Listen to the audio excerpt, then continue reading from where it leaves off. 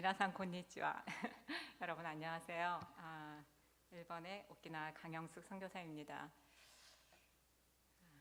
오랜만에 이곳에 서니까 되게 감회가 깊고 먼저 제가 2년 전에 여러분한테 좀 사과를 드려야 될 것 같아요. 2년 전에 이제 방문하기로 했었는데 한 번도 걸리지 않았던 코로나에 걸려서 한국에 와서 토요일 밤에 갑자기 취소를 하게 돼서 원래 주일에 그 귀한 성경 공부 시간도 배려해 주셨는데 참석하지 못해서 특별히 담당 목사님께 너무나 죄송하고 여러분들도 만나뵐 수 없어서 너무 죄송한 마음으로 먼저 인사를 드립니다. 제가 오늘 그 말씀과 선교 보고를 준비하면서 제 인생을 사실 돌아보게 됐어요. 그래서 그 준비하는 동안에 되게 은혜가 많이 됐고 제가 사랑교회에서 얼마나 많은 사랑을 받고 실질적으로 있었던 기간은 6년입니다. 6년 중에 또 2년은 동경에서 제가 선교 사역을 했기 때문에 만 4년밖에 되지 않는데 한 몇십 년을 있었던 것 같이, 정확하게는 제가 37년째 사랑교회와 이렇게 교제를 나누고 있습니다. 그래서 그 사랑의 걸음마다 또 선교의 걸음마다 사랑교회가 얼마나 깊이 관여하시고 선교에 동참해 주시고 기도해 주셨는지 준비하면서 되게 은혜가 돼서 오는 발걸음이 설레면서 그렇게 왔습니다. 저희가 사역하고 있는 일본의 인구는 여러분들이 잘 알고 계시겠지만 2025년 기준으로 1억 2,310만 3천 명이고요. 저희가 사역하는 오키나와는 그중에 146만 5,079명, 그리고 와 보신 분들은 알겠지만 나하 공항이 있는 나하시인데 그 바로 위에 저희가 사역하고 있는 우라소의 시라는 곳에서 사역을 하고 있는데 그 시의 인구는 11만 5,366명입니다. 그래서 오차는 있지만 쉽게 여러분들이 1억 2,300만의 일본 인구가 있다. 그러면 100분의 1이 오키나와의 인구가 되고 그 오키나와 인구 중에 10분의 1이 저희가 사역하고 있는 우라소의 인구다. 이렇게 이해하시기 쉬우실 것 같습니다. 저희가 21년째 오키나와에서 사역을 하고 있는데 일본은 여러분도 아시다시피 4개의 큰 섬으로 길게 되어 있죠.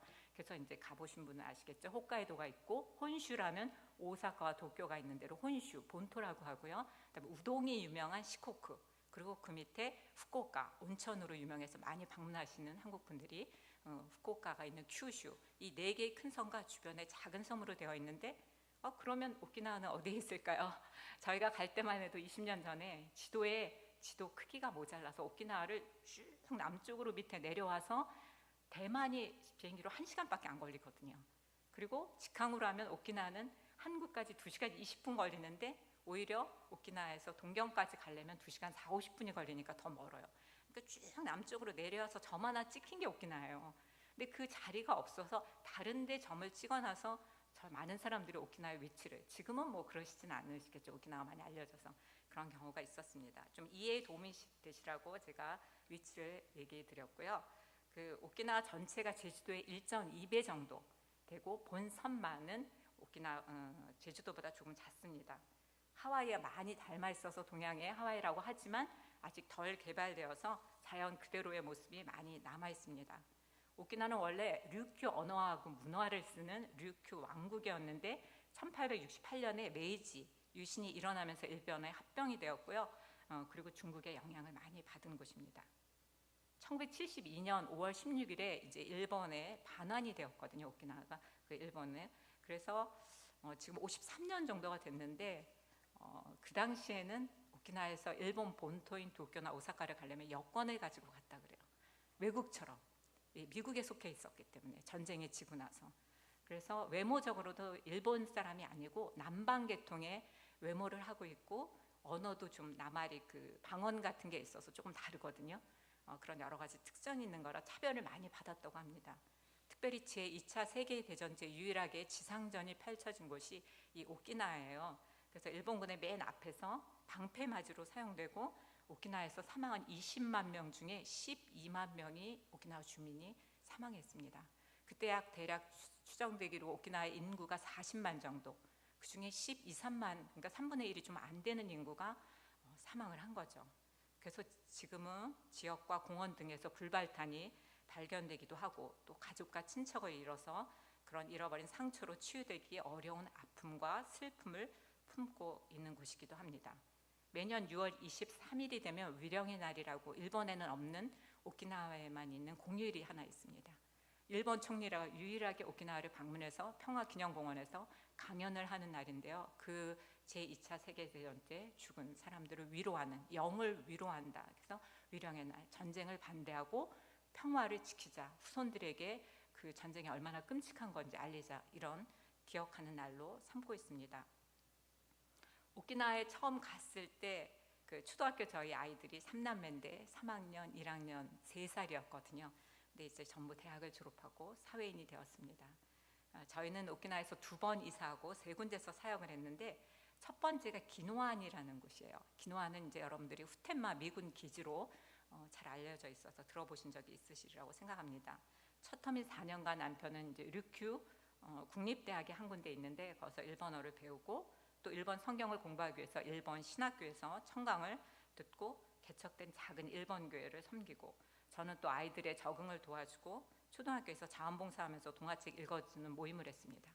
근데 이제 이 동화책 읽어주는 모임이 여러분 젊은이들 말로 대박이 터졌습니다. 왜냐하면 에릭 칼이라는 그 유명한 세계 여러 그 작가들의 작품을, 그림이 똑같아요. 애홍이니까 그 그림책이거든요. 근데 그림 똑같이 번역된 거를 아이들이 일본 엄마랑 짝이 돼서 일본 엄마랑 저랑 같이 읽어주는 거예요. 그러니까 똑같은, 저는 그대로 한국말로 읽고 이제 일본어로 하고, 근데 아이들이니까 순수하게 그걸 받아들여서 저를 볼 때마다 한국어를 따라하고, 이제 선생님들이 회의 시간 20분 사이에 그걸 들어가거든요, 그 모임을.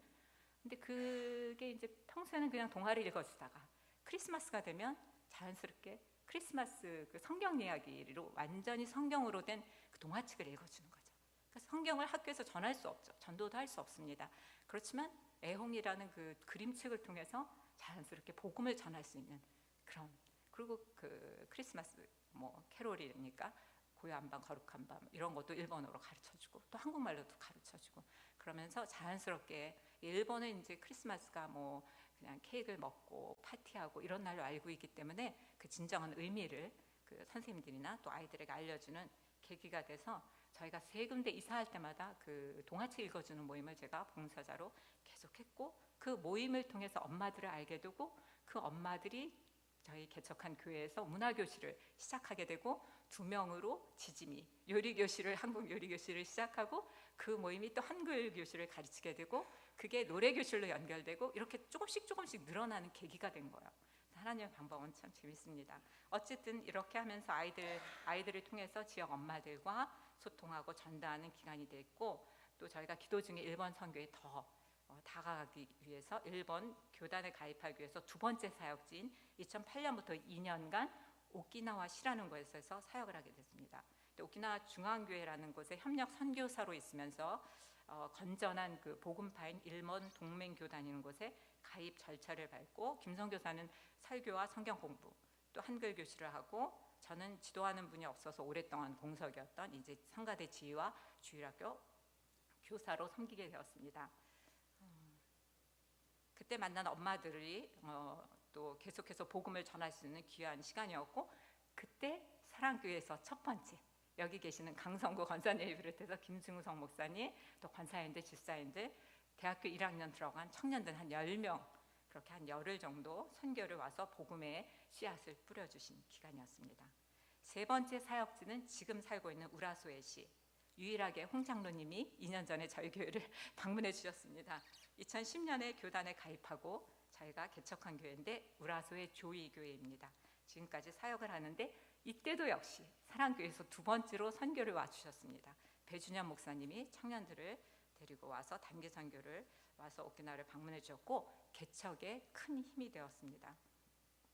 근데 사실 그때 굉장히 힘든 일이 있었는데, 중학교 1학년이었던 큰딸이 이제 원인 모르게 좀 건강에 이상이 생겨서 신장에 문제가 생겨서 입원을 하게 됐습니다. 한 달 정도 입원을 하게 됐는데 2주 정도는 굉장히 잘 회복이 되고 있었는데, 2주 후부터 원인 모를 두통과 통증에 시달리게 됐어요. 아무리 검사를 하고 막 밤중에 그 MRI를 찍으러 가고 그래도 원인을 찾을 수가 없어요. 근데 아이는 밤만 되면 통증에 시달리고 진통제 먹는 게 너무 약을 많이 먹어서 힘들고, 그래서 병원에 머물다가 저도 이제 너무 지쳐가고, 그래서 이제 자기 전에 성경을 읽고 찬양을 하고 하면은 아이가 잠이 들려 그러면 악몽을 꾸면서 계속 그 원인을 알 수 없는 통증에 시달리게 되었습니다. 근데 어느 날 이제 제가 그날은 어차피 잠을 못 자니까 휠체어를 빌려달라고 해서 아이를 휠체어에 앉히고, 그리고 이제 그 감염의 위험이 있어서 작은 독방을 줬거든요. 마스크를 쓰고 있고. 그래서 이제 사람들이 안 다니는 한밤중에 휠체어를 밀고 그 병원의 베란다로 나갔습니다. 병원에 계속 돌고 있는데 기도하면서 너무 마음이 힘들고, 이제 이 두 번째 단기 선교팀이 며칠이면 옵니다. 하나님 어떡합니까? 단기 선교팀은 오는데 아이는 병원에 입원해 있습니다. 치료를 하면 나야 되는데 원인도 모르고 통증에 시달리는데 이유를 알 수가 없습니다. 그래서 계속 돈 찬양하면서 기도하면서 그 간절한 마음으로 돌고 있는데 해가 서서히 밝아오더라고요. 아이는 깊이 제 품에 기대서 잠이 들었습니다. 저한테 뒤에 휠체어에 앉아서. 새벽이 동이 트면서 천천히 그 해가 올라오는데 제 안에 그 천지를 창조하신 하나님의 그 음성과 그 모습이 보이는 거예요. 그러니까 온갖 너의 시름과 걱정과 그 문제는 온갖 것이 없어지고 구속한 주만 보이도다. 그 찬양이 있잖아요. 정말 주님의 임재하심과 살아계심이 계신데 내가 뭘 걱정하고 있냐. 이렇게 천지를 창조하신 분이 바로 내 하나님인데 내가 무엇을 걱정하고 있냐. 그래서 제가 그걸 돌면서 한국어와 일본어로 그 주 하나님 지으신 모든 세계를 깊이 찬양을 하고, 그리고 생각을 해보니까 교회로 선교팀이 올 수 없으면 병원으로 부르면 되지. 그래서 제가 간호병동을 찾아갔습니다. 한국에서 귀한 문화사절단이 옵니다. 여러 가지 노래도 하고 댄스도 하고 공연을 하는 아주 귀한 분들이 오시는데 우리 딸이 입원해서 제가 거기를 갈 수 없으니까 혹시 병원에서 이 환자들과 보호자들을 위로하는 그런 공연을 할 수 있을까요? 생각해 보겠다고 그러더라고요. 위에 다 허락을 받아야 된다고. 위에 허락을 다 이렇게 상담을 하시더니 좋은 기획이라고. 그래서 그때부터는 적극적으로 거기서 모든 장비, 마이크, 또 시설, 스피커와 모든 것들을 다 마련해주고 찌라시도 만들고 홍보해주고, 환자분들과 보호자분들은 몇 날 며칠 어디에서 로비에서 한국 외국에서 온 문화사절단에 공연이 있어 거기 꼭 참석해달라고 홍보까지 아주 해주셨습니다. 하나님이 그래 너무 놀라운, 정말 태어나지 않았는데 근데 그거 한 번만 하기 너무 아깝잖아요. 그래서 제가 또 간호병동을 찾아갔습니다. 어린이 병동에 입원했기 때문에 어린이 방이 있어요. 아이들이 장난감을 갖고 놀고 동화책을 읽고 하는. 근데 마침 그 선교팀이 일본어로 된 찬양을 한 곡 준비해 온다고 했거든요. 잘 됐다. 그래서 여기서 아이들과 놀고, 일본어는 모르잖아요. 일본어를 하니까 그냥 찬양인지 뭔지. 그래서 그걸로 같이 찬양도 하고 아이들이랑 놀아주는 그 시간을 허락을 받았습니다. 그래서 그렇게 2번 어린이 방에서 하는 거랑 로비에서 청년들이 마음껏, 김기석 형제가 그때 올인, 아마 제 기억에 올인이 되게 유행해서 OST도 부르고 독창으로 또 청년들이 댄스도 하고 무언극도 하면서, 이제 무언극은 뭐 행동으로 하니까 예수님을 전하는 모르잖아요. 하고 이제 저희 남편이 나가서, 거기가 시립병원, 큰 병원이라 절대로 종교적인 행사를 할 수 없습니다. 허락을 받을 수도 없어요. 근데 환자와 보호자라는 것 때문에 그 자리에 서서 제가 어느 누구누구 앞에 앉아있는 아이의 부모입니다 이러면서 이제 그분들을 위로하고 얼마나 힘드신지 나누고, 근데 저는 한국에서 온 선교사고 하나님을 믿는 사람입니다. 여러분들 위해서 기도하겠습니다. 그래서 이제 제가 반주하고 마지막에 당신은 사랑과 함께 태어난 사람을 저희가 한국어, 일본어로 불러드렸습니다. 그렇게 하나님은 너무나 정확하게 저희의 상상을 뛰어넘으셔서 행하시는 분임을 제가 그때 굉장히 느꼈고요. 그리고 태어나고 약을 한 보따리를 싸들고 태어나고 온 딸은 그날부터 밤에 잠을 너무 잘 자고 통증이 사라져서 약을 하나도 안 먹게 됐어요. 그 통증 약을 하나도 안 먹게 됐어요. 청년들이 계속 그 교회, 저희 교회에 숙소가 같아서 머물렀거든요. 그래서 되게 마스크 쓰고 조심은 했지만 그걸 다 따라다녔어요. 저희 딸이. 그런 놀라운 일을 저희가 겪었습니다. 결혼 전에 제가 OMF 단기 선교사로 국제단체에서 일하는 동경의 개척교회에서 사역한 적이 있었는데, 그때부터 지금까지 변하지 않는 기도 제목이 하나 있습니다. 영혼에 대한 주님의 사랑을 제게 부어주세요. 주님의 마음으로 사람들을 사랑할 수 있게 해주세요. 왜냐하면 저는 너무 연약한 인간이라 감정에 따라, 상황에 따라 그 편견의 마음을 가질 수 있고 온전히 변함없이 제게 주어진 영혼들을 사랑하기 어렵지만, 주님은 한결같으시고 변함이 없으시니까 그 변치 않은 마음을 제게 부어달라고 간절히 기도합니다.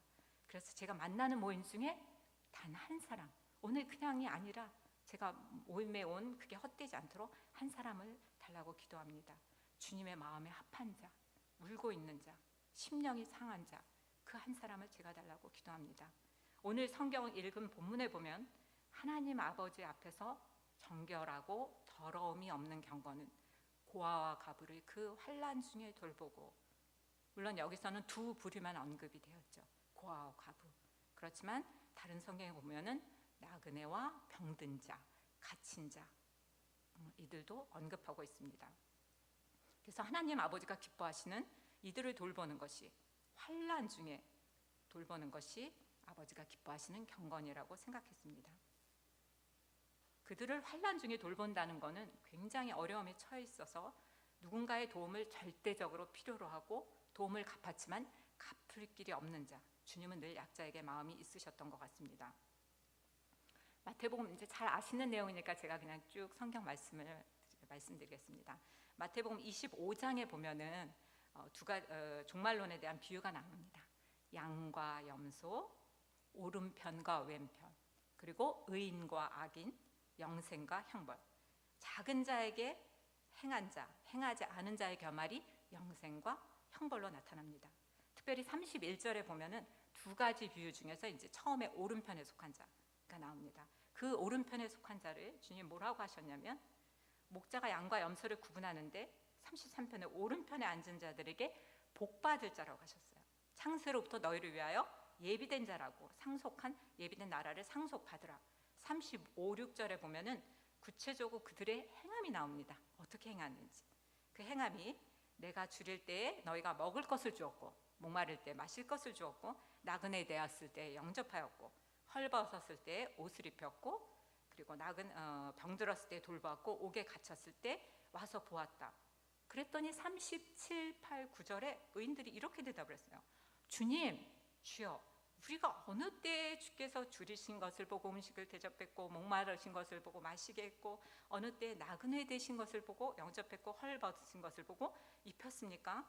어느 때에 병드신 것이나 옥에 갇히신 것을 보고 배웠습니까? 이렇게 대답합니다. 즉 의인들은 자기들이 한 행동을 기억하지 못합니다. 40절의 임금이 다시 얘기하죠. 내가 진실로 너희에게 이르노니 너희가 내 형제 중 지극히 작은 자 하나에게 한 것이 곧 내게 한 것이라, 이렇게 말씀하십니다. 의인들은 기억하지도 못한 작은 선행들, 나도 모르는 사이에 지극히 작은 자의 한 사람에게 행한 선을 주님은 기억하고 계신다는 것입니다. 저희 친정어머니가 미국에서 5년 전에 천국에 가셨습니다. 코로나 상황이라 장례식에 갈 수도 없고 줌으로 장례 예배에 참석했고, 3년 전에 어머니의 소원대로 어머니 유고를 모시고 와서 한국에서 다니시던 모교에서 가까운 분들과 가족들만 송별 예배를 드리고, 그리고 15년 전에 돌아가신 아버지 묘에 합장을 했습니다. 어머니가 저에게 남겨주신 것이 여러 개가 있는데요. 그 중에 첫 번째 신앙이고, 그 다음에 두 번째는 긍휼의 마음이고 손대접입니다. 이북에서 피난 오셔서 금방 돌아갈 수 있을 줄 알았던 고향과 가족들을 떠나서 남쪽에서 많이 고생을 하시다가 어느 날 전도를 받고 교회에 가셨대요. 근데 목사님이 설교 중에 여러분 중에 아버님이 없으신 분 계십니까? 여기 하나님 아버지가 계십니다. 여러분에게도 아버지가 계십니다. 자, 여러분 아버지 하고 불러보세요. 그러셨답니다. 그분이 그 유명한 영등포교회의 방지일 목사님이십니다. 그때 이북에서 헤어진 자상하신 아버지가 생각나서 울다가 육신의 아버지를 만날 수는 없지만 내게도 하나님 아버지가 계시는구나. 그때부터 온전히 신앙생활을 하셨다고 합니다. 본인이 어렵고 힘들어봐서 그 당시 홈레스들, 그 거지들이 많았는데 따뜻한 밥을 해서 상을 차려주셨어요, 저희 어머니가. 그래서 제가 맨날 놀래고 그랬죠. 이사 와서도 저희 친정집이 시정가에 있었는데 교회 분들이 지나가다가 자주 들리셨어요. 그럼 엄마는 식사를 대접하고 절대로 그냥 보내지 않으셨습니다. 늘 집에는 찬송과 기도와 예배가 끊이지 않았고요. 헌금을 어떻게 해야 되는지, 11조를 어떻게 해야 되는지, 추수감사헌금을 1년을 모아서 가장 귀한 것으로 하나님께 드리고, 목사님부터 사찰 집사님까지 똑같이 선물을 매년 해드렸습니다. 정말 해드릴 게 없으면 신선한 계란을 사다 드리고, 가장 먼저 난 과일에 가장 좋은 것을 목회자와 사찰 집사님께 갖다 드렸습니다. 믿지 않는 아버지한테 굉장히 핍박을 받았겠죠. 저희 아버지가 그 당시에는 안 믿으셨기 때문에.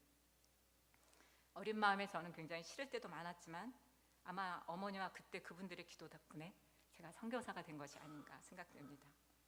어머니를 따라 저도 선교지에서 하는 일이 별로 다르지 않습니다. 새벽 기도에 교회 문이 열리기 전에 제일 먼저 가서 기도하시던 어머니처럼 따라 기도하고, 어머니가 장을 넉넉하게 봐서 사람들을 베풀시던 것처럼 저도 넉넉하게 장을 늘, 일본 사람들이 맨날 깜짝 놀래거든요. 제가 장을 보는 걸 보고. 아니 식구도 지금은 2명밖에 없는데 뭔 장을 그렇게 보냐고. 언제 누가 방문할지 모르기 때문에 도와줄 사람이 많기 때문에 제가 장을 늘 넉넉하게 봐서 요리를 합니다. 한글 교실에 나오던 청년인데 오래전에 어머니가 돌아가시고 아버지랑 사시는데 한국 반찬, 특별히 미역국을 좋아합니다. 그래서 가끔 제가 미역국을 냄비째에 크게 끓여서 갖다도 주고, 또 집 떠나온 청년들 따뜻한 밥 함께 해주고, 명절도 챙겨주고, 저희 교회에 또 학생단체에서 간사가 있었는데 또 모임 장소가 없으면 저희 교회에서 모임 장소도 내주고 함께 밥을 나누고 간식을 챙겨줍니다. 저희 교회 60대인 이제 기도상이 있어요. 기도. 일본어 발음이 기도입니다. 잊을 수가 없겠죠. 기도해 주세요. 기도상이 있는데 같은 교단 교회 소개로 저희 교회에 나와서 성경 공부를 하고 세례받고 신앙생활을 하다가 어느 날부터는 교회도 안 나오고 전화를 해도 신방을 가도 만날 수가 없고 그렇게 기도만 하다 몇 년이 지났습니다.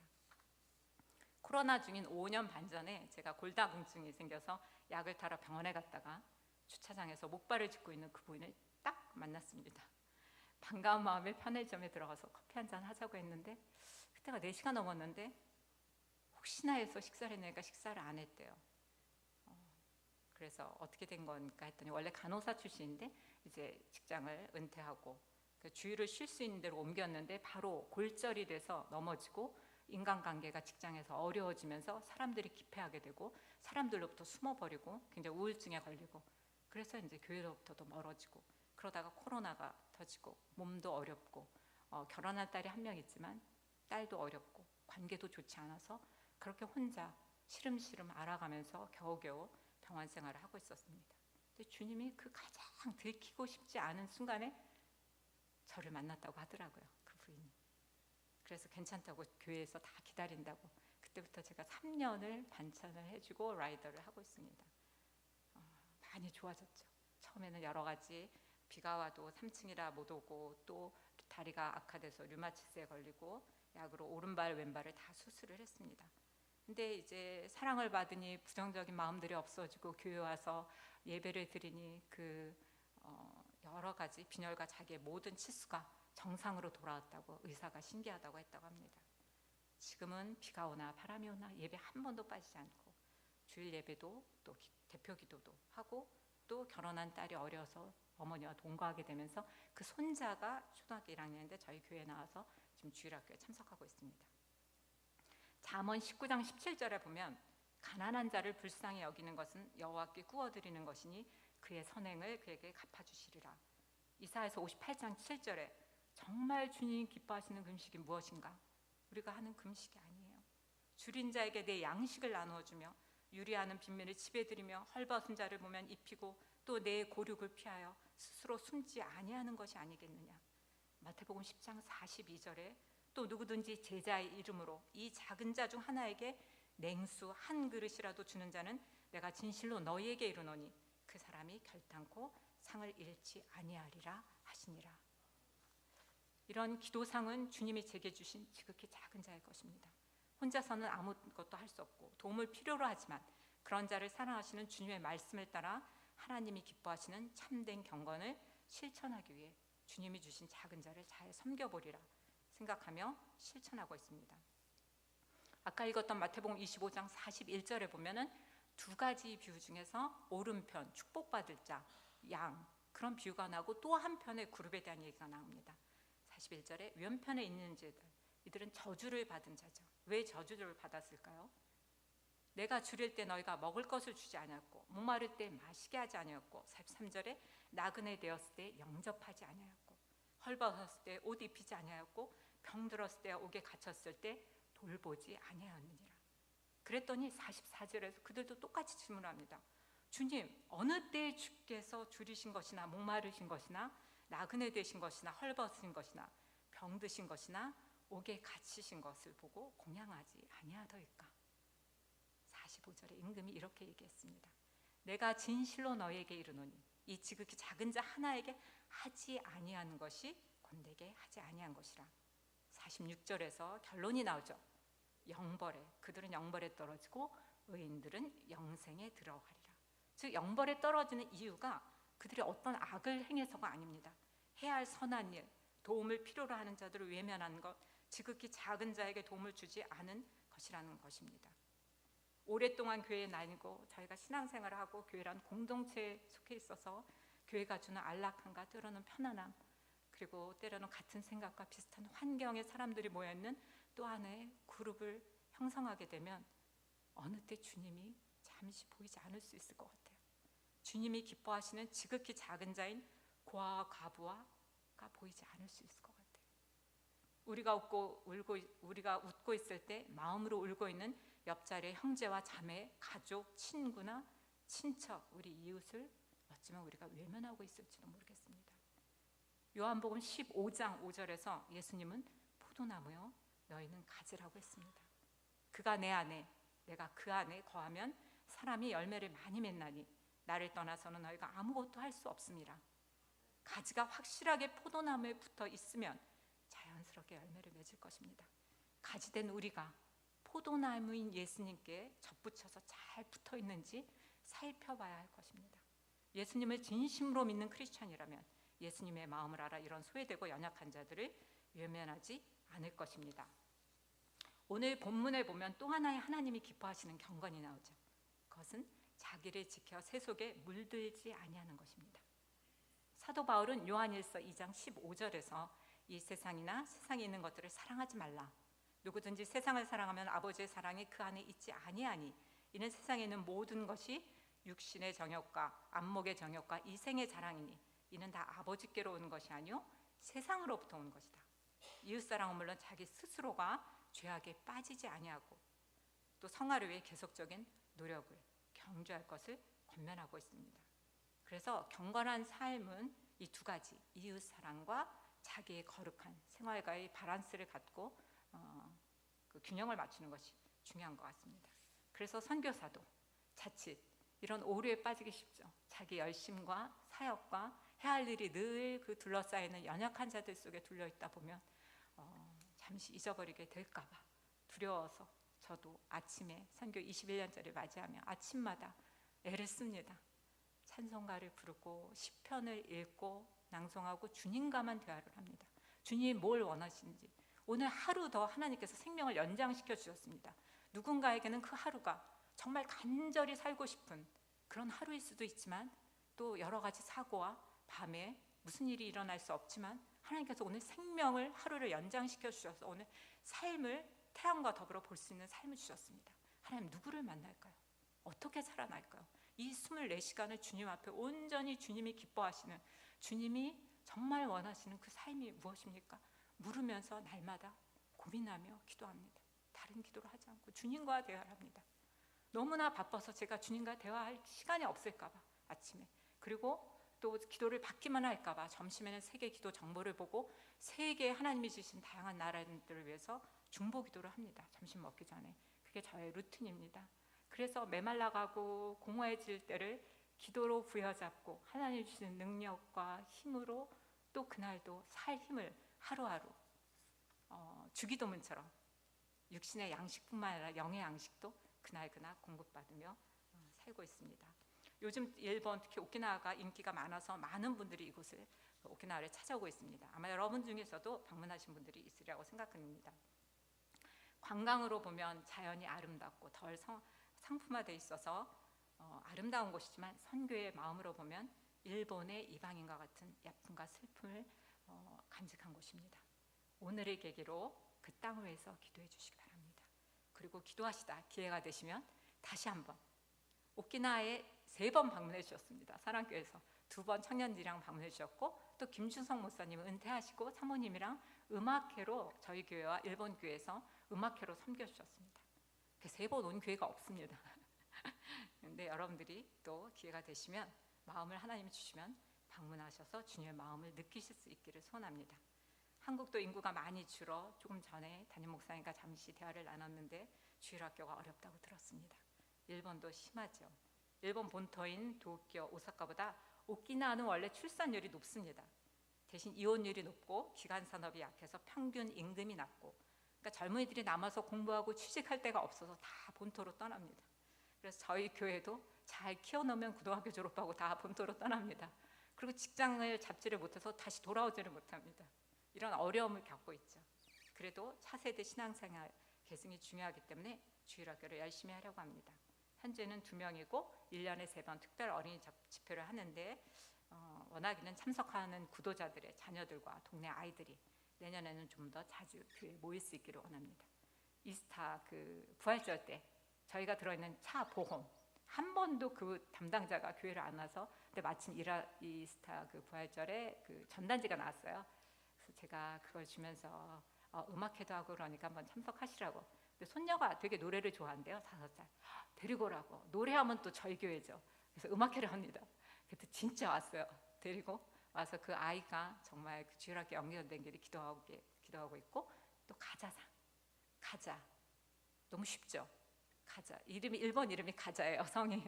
그 부부도 오랫동안 구도자인데 손자를 데리고 왔습니다. 그 아이가 또 주일학교에 연결되기를 기도하고 있습니다. 최근에 전도한 분은 저희 교회 건물 1층에 새로 미용실을 오픈했습니다. 그래서 계속 먹을 걸 갖다 주고 제가 찌라시를 갖다 주다가 올 여름에 이제 주일학교 특별 어린이 집회 때 두 아이를 둔 싱글맘인데 참석했고 지금 자주 교제를 하고 있습니다. 또 한 분은 교회 앞집에 사는 할머니입니다. 89세 6기 할머니인데 할아버지는 귀가 거의 안 들리십니다. 이분을 교회로 전도를 하려고 했더니 다리를 다치셔서 지금 교회 건물이 2층이라 올라올 수 없다고 합니다. 그래서 어쨌든 지금 저렴한 월세로 살고 계신데 집 건물이 팔려서 이사를 가야 되는데 갈 곳이 없다고 합니다. 주인 할아버지가 유지신데 토여자토상이라고 88세를 맞으셔서 축하 잔치를 한다고 저희를 초대해 주셨습니다. 원래 호텔에서 동기생들이랑 하는데 동기생들이 많이 돌아가셔서 집에서 하신다고. 근데 워낙 지역에 유지시고 잘 사시는 분입니다. 그래서 뭐 시의 시장, 병원장, 은행장, 지역의 총 유명한 분들이 다 오셨더라고요. 그래서 구석에서 저희가 좀 쫄아갖고 조용히 앉아 있는데 할아버지가 그 옆집에 가난한 아까 월세 사시는 90세 할아버지도 초청해 주시고, 나그네와 이방인과 같은 저희 부부도 초청해 주시고, 젊을 때 돈만 벌어서 악착같이 돈을 많이 모으셨는데 나이가 들면 허망하다고, 그래서 좋은 일을 많이 하려고 하신다고. 저희 교회 구도자이십니다. 주인 할아버지가. 그래서 이제 그 창가학회라고 그 마을에 창가학회가 많아서 교회를 얻어도 굉장히 어려움을 많이 겪었습니다. 빌려주질 않아요. 교회를 한다고 하니까. 근데 이 할아버지가 부동산 사람한테 그랬대요. 종교를 안 갖고 있는 것보다는 마음이 깨끗하지 않겠느냐. 빌려주자. 빌려주니까 그 사람들은 한국에서 왔는데 마음이 깨끗해 보인다. 그리고 저희를 만나면 기도해달라고 하십니다. 그래서 예, 기도는 건강을 위해서 기도하고 기도를 해드리죠. 근데 할아버지, 기도는 해드려도 천국은 가실 수 없습니다. 예수님을 믿어야 본인의 입으로 시인해야 천국을 가십니다. 저희가 기도는 열심히 하지만 저희가 기도한다고 천국에 가실 수 없습니다. 그 할아버지가 예수님 믿고 구원받기를 기도해 주십시오. 일본이 성탄절이 공휴일이 아니거든요. 25일이 놀지 않습니다. 학교를 가요. 그날 방학을 해요. 학교를 갔다가. 그래서 제일 가까운 주일에 성탄 예배를 드리는데, 이제 전 자치회장이고 구도자인 아사토 상회원에서 저희가 촛불 예배를 4년 전부터 드리고, 그리고 3년 전부터 캐롤송을 시작했습니다. 캐롤송을 하나요? 지금? 없어졌나요? 캐롤링그라고 하는데, 처음 할 때 그 마을의 밤에 찬양이 울려 퍼지는 그 감격을 제가 잊을 수가 없습니다. 큰 소리로 24일이니까 어차피 딴 데는 다 파티하고 놀고 술 먹는 분위기니까 저도 그냥 저희 교회에서 간 팀들이랑 그 구도자 집을 돌면서 크게 찬양을 했습니다. 그리고 주로 그 구도자들이 마을의 유지였거든요. 그러니까 뭐 클레임이 들어와도 그분들이 막아주시리라 생각하고 큰 소리로 찬양을 했습니다. 그리고 아까 미역국을 좋아하는 그 아버님도 다리가 다쳐서 교회는 오실 수 없지만 매년 이 캐롤송을 기다리고 계십니다. 말씀을 마치려고 합니다. 오늘 이 예배에 참석하신 성도님들에게 있어서 하나님 앞에서의 참된 경건은 무엇입니까? 하나님이 사랑하시는 지극히 작은 자는 누구일까요? 생각해 보시고 주님께 물으시고 그 고아와 과부와 나그네와 병든 자를 주셨을 때 바로 그 사랑을 실천하실 수 있기를 소원합니다. 또 어떻게 자기를 지켜서 세속에 물들지 않을 수 있을지 날마다 고민하시기를 소원합니다. 오늘 한 분 한 분 이곳에서 만나 뵙게 돼서 너무나 반갑습니다. 여러분들 축복합니다. 잠시 기도하겠습니다. 사랑하는 주님, 오랜만에 정말 사랑을 많이 받은 사랑교회를 방문했습니다. 감격스럽고 가슴이 떨립니다. 오래전에 이곳에서 함께 예배하고 찬양했던 기억들이 떠오릅니다. 이곳에서 중책을 맡고 계시고 교회의 영적 어른으로 또 아버지로 사회의 연배로 수고하시는 우리 아버지들을 하나님 기억하여 주옵소서. 그들의 수고와 노력을 주님 기억하여 주시기를 소원합니다. 어머니로 딸로 교회의 직책을 맡으신 분들로 영적인 기도하시는 어머니들을 기억하여 주옵소서.